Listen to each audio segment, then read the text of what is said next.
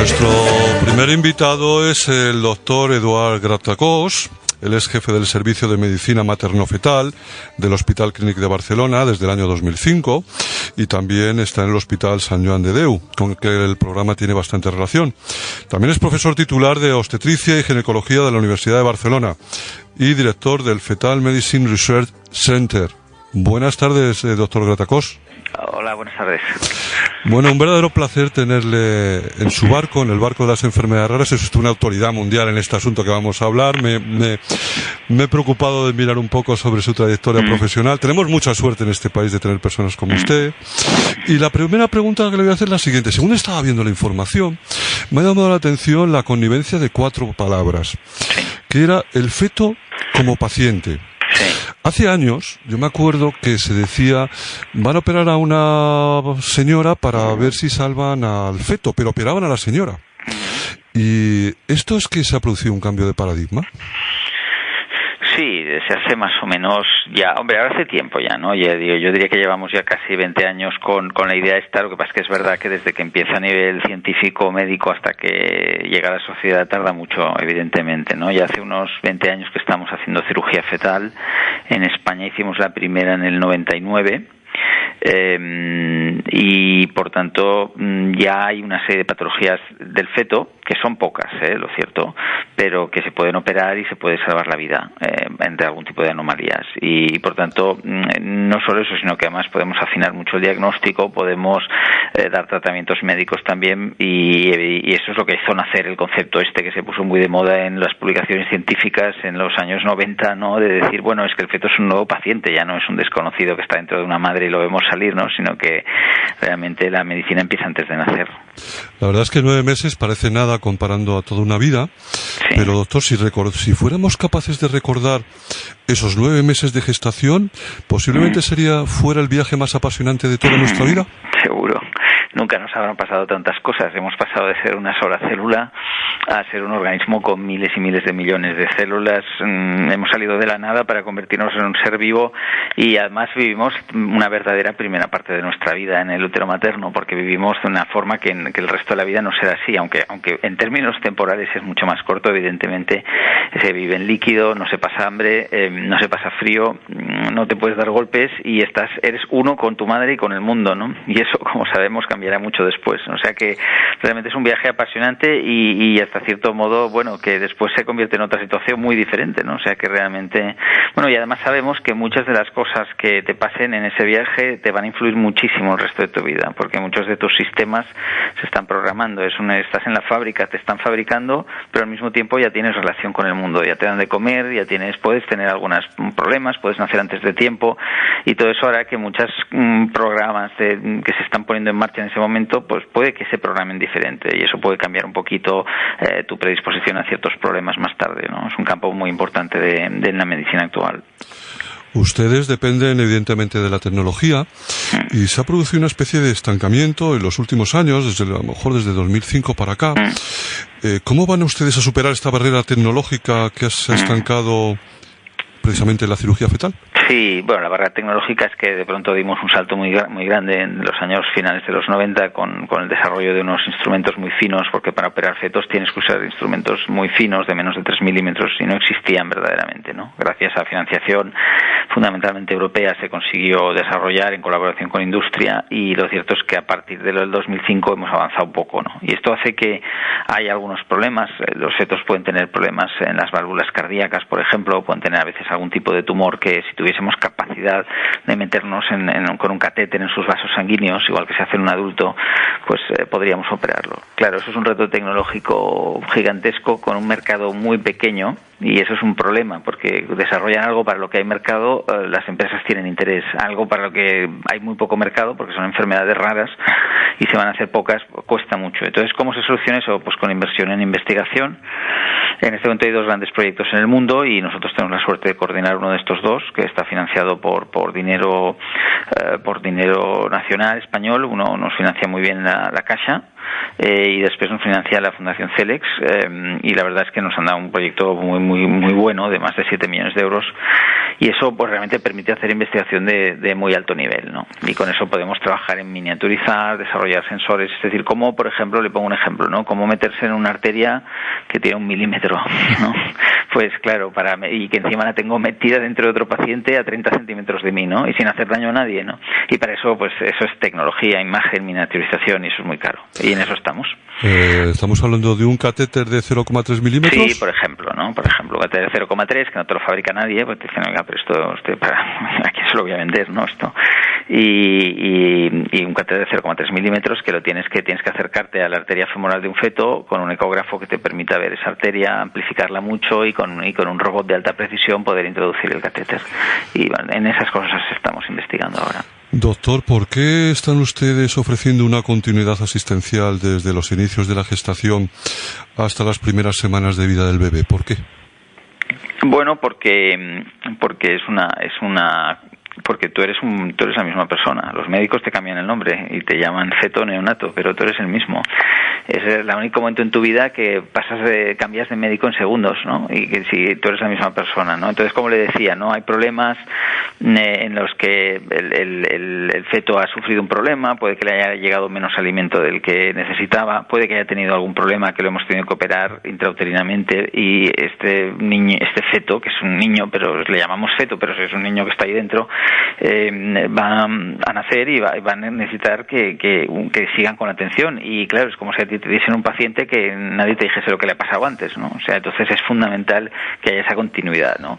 Inevitablemente necesitamos especialistas diferentes, porque el que entiende de fetos trata con una serie de problemas que son únicos, como le decía, ¿no? Tú por muy cirujano que seas, no trabajas con un paciente que está en una piscina rodeado de una cuerda que como la cortes lo matas. Y entonces tenemos que trabajar diferentes especialistas que todos entendemos bastante de lo que hace el otro, pero cada uno de nosotros tenemos un área en la que somos verdaderos expertos. Y eso lo importante es que a los progenitores les ofrezcamos una sensación de continuidad para que ellos entiendan, porque ellos sí que lo ven como la misma persona, ellos es su hijo todo el rato, ¿no? O sea que es fundamental, ¿no? Hay que hacer esa ligazón y después continuar prácticamente el resto de la infancia. Usted realiza aproximadamente entre unas 150 cirugías anuales en el CLINIC de Barcelona. Sí. ¿Cuántas veces le han pedido ser padrino de ese niño? No, bueno, lo hacemos en Clínic y el Sant Joan de Déu, en los dos hospitales. No, pues alguno te puede pasar de todo, pero eso le pasa a muchos médicos. Hay gente que incluso a veces pone tu nombre al niño, ¿no? Pero en general, no, hombre, hay un agradecimiento muy grande, ¿no? Somos un equipo grande, yo ahora le hablo yo, pero en realidad aquí hay mucha gente. Yo fui el que empecé y fui pionero, pero ahora somos 4 personas operando. El equipo realmente es grandísimo, y enfermeras que son tan importantes o más que nosotros, porque al final le dan la parte humana, porque toda la medicina tiene una parte muy importante, que es que tú estás tratando con una persona, ¿no? Y esta persona está sufriendo mucho, y si no eres capaz de casi quitarle el sufrimiento, ¿no? Hacerle vivir esa etapa sin que le deje marcas, si no eres capaz de hacer eso, no estás haciendo buena medicina. Y realmente todo ese equipo trabaja conjuntamente, ¿no? Al final, pues un paciente puede ver más a una persona, a un cirujano, pero yo creo que cada vez más también se dan cuenta, ¿no? De todo esto, ese apoyo humano, y la prueba está en que a veces hay casos que por desgracia no van bien, ¿no? Porque no podemos curar todo, y sin embargo hay un agradecimiento muy profundo. Y eso, cuando te llega una nota de alguien que te dice, pues mire, gracias por intentarlo, porque me sentí muy bien y estaba desesperada o desesperados estábamos hasta que ustedes nos cogieron, y mire, no pudo ser, pero sentimos que hemos hecho todo lo que hemos podido por nuestro hijo. Pues realmente a veces te emociona muchísimo, ¿no? A veces más que incluso cuando ha ido bien, ¿no? De cada 1000 embarazos, doctor, ¿cuántas requieren una intervención en el feto y cuáles serían las intervenciones más frecuentes?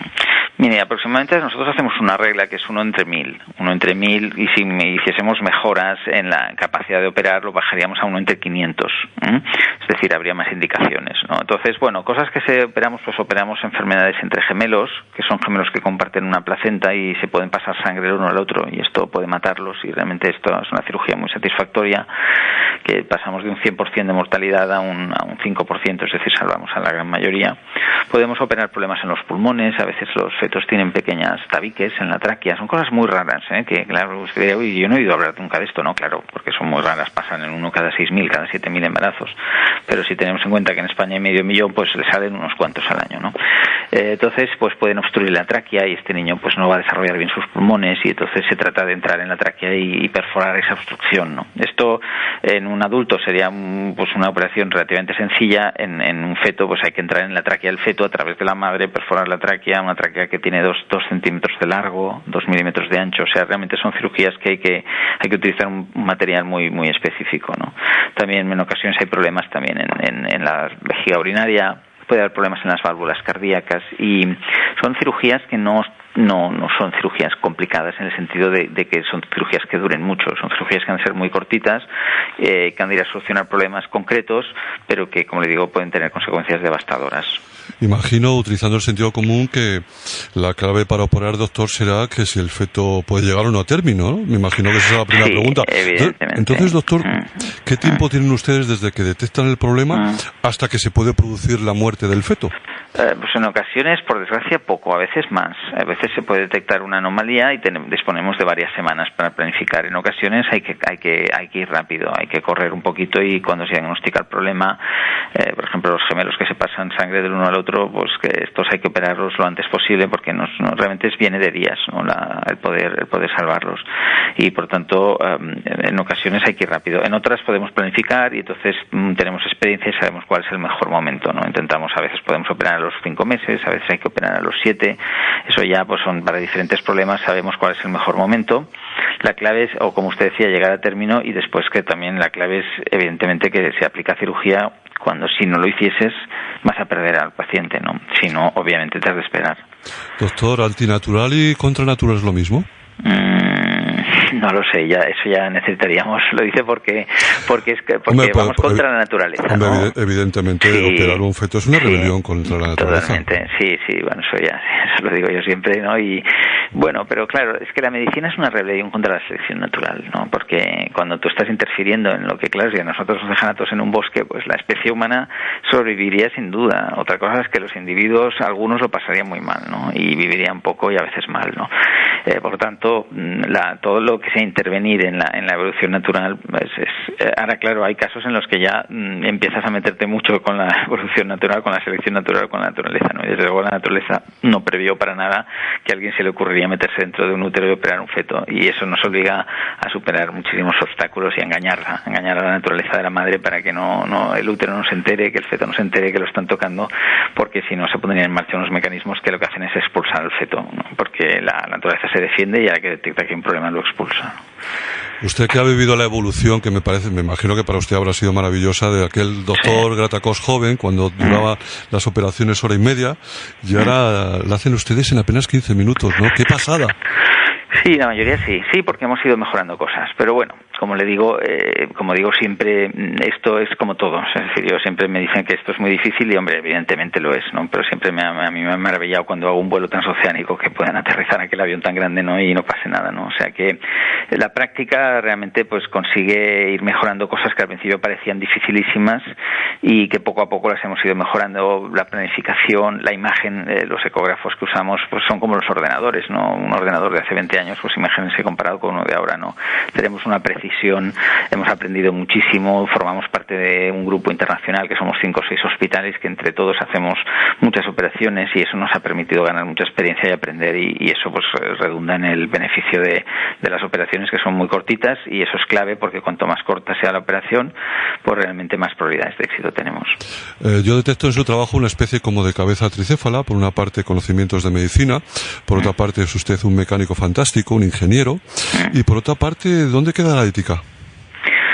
Bueno, la ética es una parte muy importante. La bioética afecta a toda la medicina, pero a la medicina fetal realmente le afecta muchísimo, ¿no? Porque estás tratando de patologías que tienen efectos potenciales, tienes que poner en riesgo no solo al feto, porque a veces el feto, la enfermedad es tan grave que si está claro que no lo operas, bueno, ahí se puede, pero claro, pones en riesgo a otro paciente, que es la madre, ¿no? Y la madre podemos encontrarnos incluso con pacientes que nos piden que intentemos operarlos y que les decimos que no, porque eso implicaría un riesgo para la madre y las probabilidades de éxito son tan bajas que sería irracional, ¿no? O sea que realmente hay aspectos, sí, toda la medicina fetal tiene aspectos de bioética complejos, ¿no? Que afectan a la terapia, afectan al diagnóstico también. Es una discusión mucho más larga, ¿no? Que nos ocuparía, pero el diagnóstico genético va a tener que ponerse límites, porque al final, claro, está muy bien diagnosticar enfermedades graves, ¿no? Pero ¿dónde acabamos, no? Le digo yo si su hijo va